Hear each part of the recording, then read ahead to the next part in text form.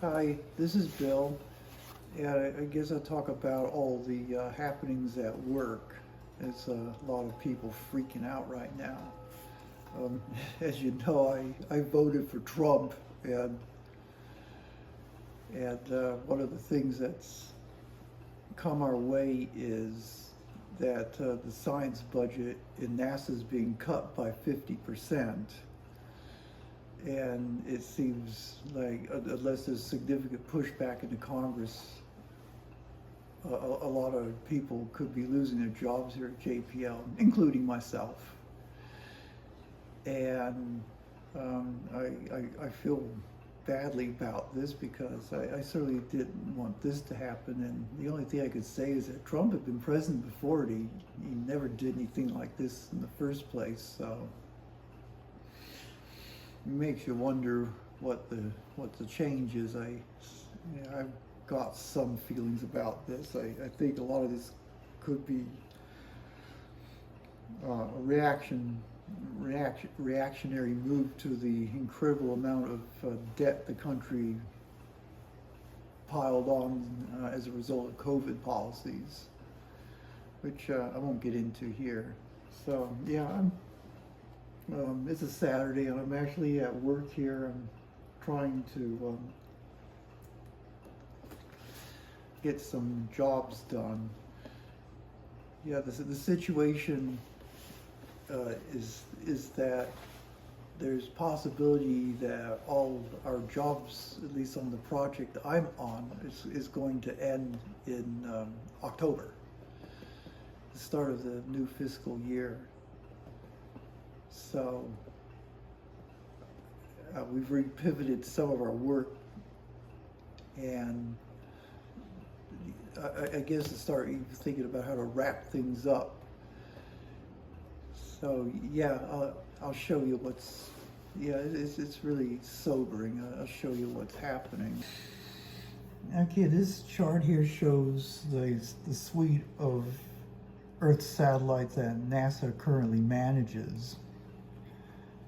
And the oldest ones go back to 2000, and then there's 2010 and so on. And all these various satellites that are currently in orbit, at least up to here. And then, of course, these are future missions that are in the books to be built. So all the red X's are the ones that are proposed to be eliminated. And of course, you can see that as future missions are taking a heavy hit in this new budget. Our mission is this guy here. This is Aura, and it was launched in 2004, so it's scheduled to be X'd out of the budget, which means, I guess, for the next fiscal year we get 0 for this. Though, to be fair, even under the previous administration, everything for this mission had been cut 50%. So we're already working on the phase out. The satellite itself is to be turned off in May of 2026. That's less than a year from now. Of course, now I guess it's possible it could get turned off at any time. And yeah, I guess we're just awaiting whatever the Congress does with the budget. So this is a pretty big hit for us. And yeah, this is how it works when they shut down a satellite mission. NASA gives you something called Phase F funding, which lasts for 2 years, and that's basically to close out the data record for that satellite. You usually do another reprocessing of the data, and you release definitive data products from that. That's the end of the work I'm involved in.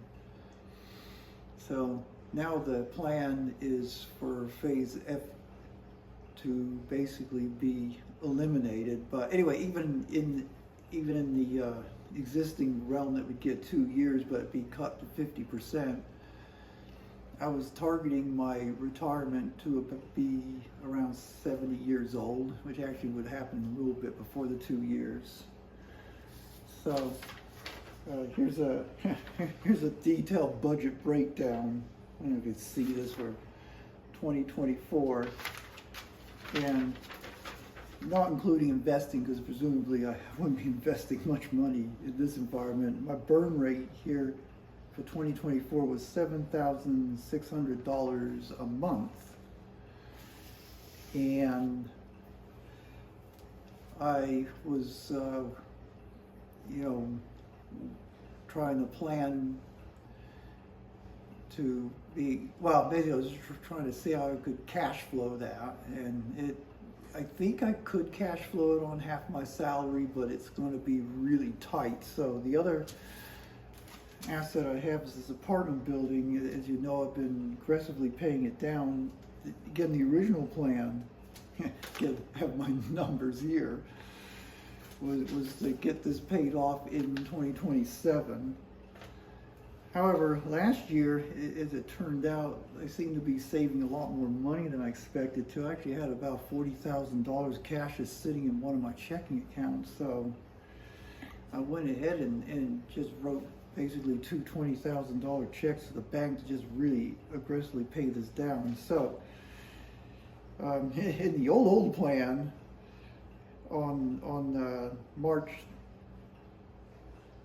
of this year, I should have been owing about $90,814, and then with a more aggressive pay down, I anticipated get that under $70,000 in March, and then of course I went insanely crazy last year, giving the bank $120,000, and I got it paid off 2 weeks ago, or at least, yeah.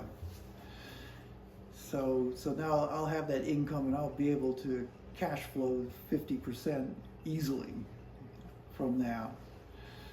So this is part of the plan. Of course, now switching over to an environment where I may have no income after October. And I don't want to collect Social Security until 70, because basically it's an $800 a month increase versus collecting now, and I'm 68, already past FRA, but because of these 8% increases, it's going to be an $800 a month increase to wait to 70, so that's my plan. So I'm going to try to stack up savings. I have enough savings to supplement the extra I need on top of my apartment income now to make it to 70 without touching retirement savings or having to pull from Social Security. Of course, assuming no disasters happen. Of course, that's always a possibility. But boy, it's interesting what's going on at my work.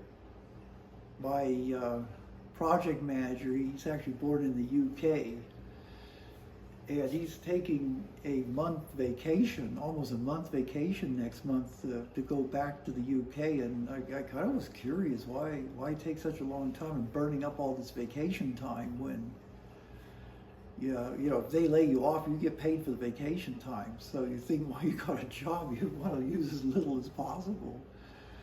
While you've got full-time work on projects to charge to. But anyway, he kind of said that. He's 55, so he said that, he thinks with the equity in his house, he could sell that, he could move his family back to the UK, and I guess he feels he has enough money he can just fully retire.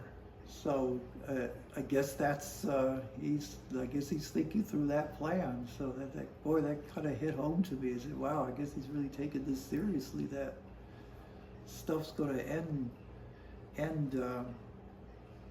maybe sooner than I think. And to me, it all seems incredibly abstract, but yeah, he's in a much better position for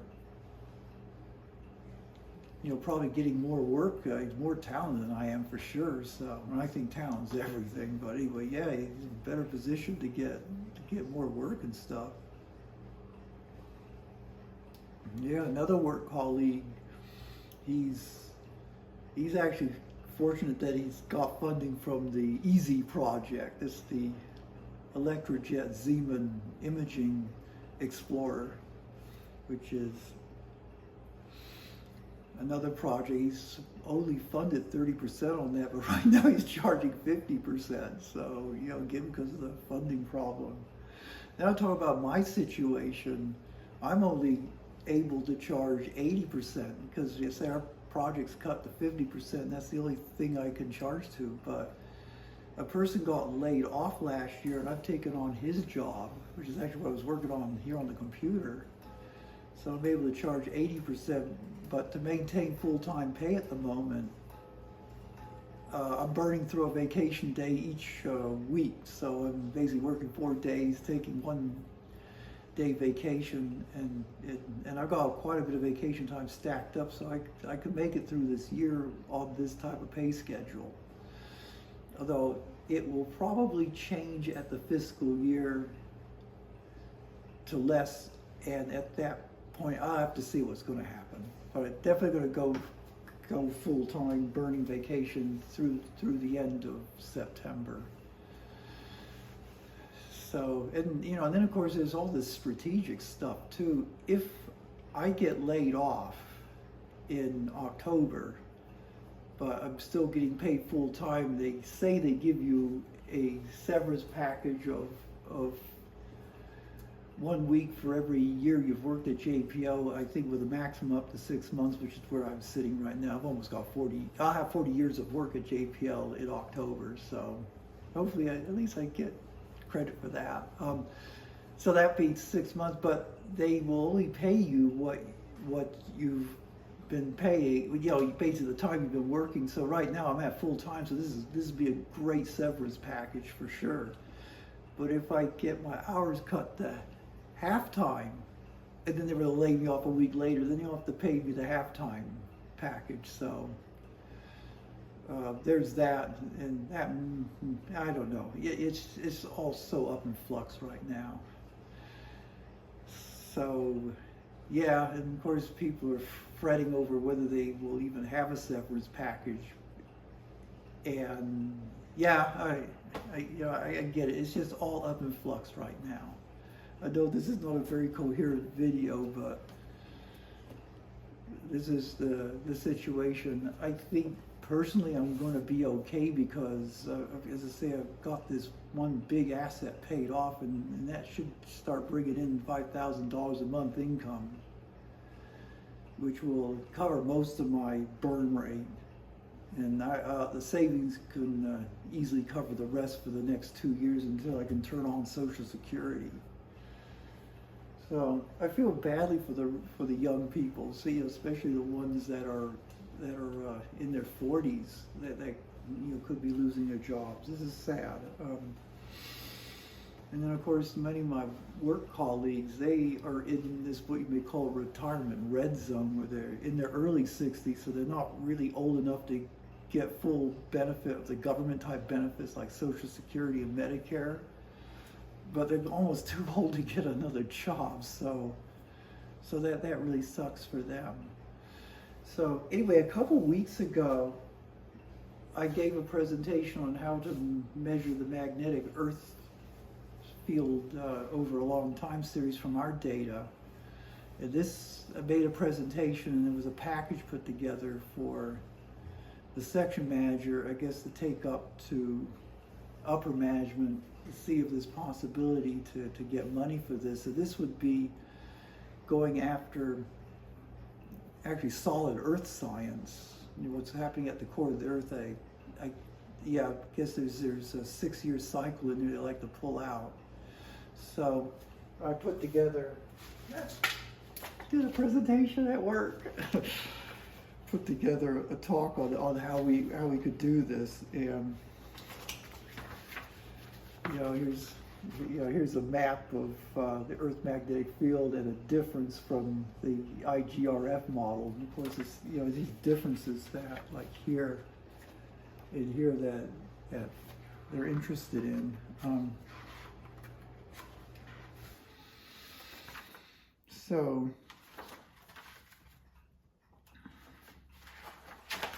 and then, you know, here's a map of the uncertainties, about 200 to 500 nanotesla. This is one profile. We can add all this stuff up. But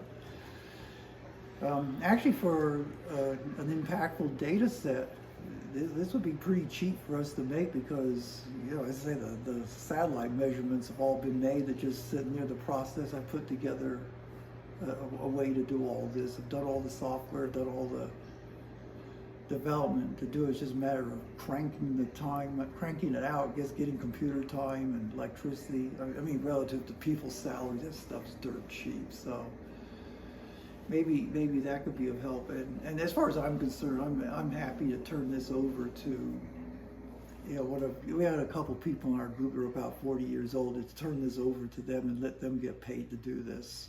Yeah, he's actually working on the EASY project, which is actually aiming to do the same thing, but EASY just got launched. It's probably only a 2 or 3 year mission, and it's limited by the fact it's on CubeSats, which can't elevate their orbit. They're eventually going to just drop into the Earth's atmosphere because of drag.